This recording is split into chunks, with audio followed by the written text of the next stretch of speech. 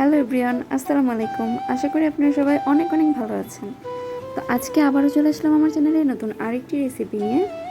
আর রেসিপিটি হচ্ছে কাঁচা আমের শরবত।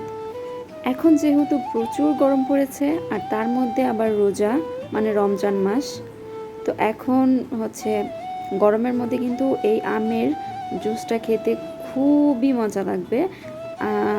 ঠান্ডা ঠান্ডা আমের জুস খেতে খুবই ভালো লাগবে।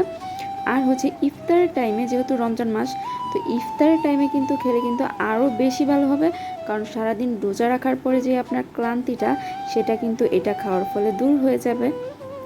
তো তারই জন্য আর কি আজকের এই রেসিপিটি। তো চলুন দেখে নেওয়া যাক কী করে কাঁচা আমের শরবত বানানো হয়। অনেকেই হয়তো পারেন, আবার অনেকেই পারেন না। তো যারা পারেন না তাদের জন্যই আমার এই রেসিপিটি। তো চলুন দেখে নেওয়া যাক।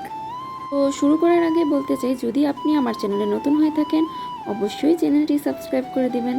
তো চলুন দেখে নেওয়া যাক।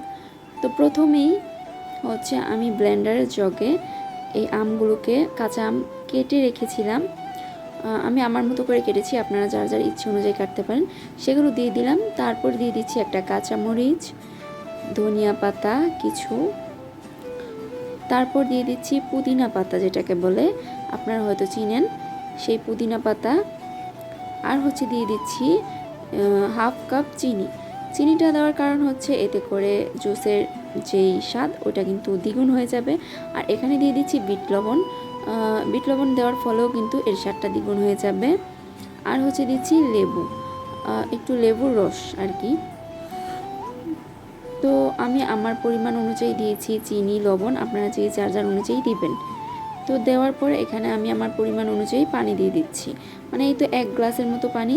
তো প্রথমেই কিন্তু বেশি পানি দিব না, কারণ এতে করে কিন্তু জুসটা মানে যেই ব্লেন্ড করবে, ব্লেন্ডটা কিন্তু পারফেক্টলি হবে না বেশি পানি দিলে। তো আমি অল্প পানি দিয়ে আগে ব্লেন্ড করে নিচ্ছি।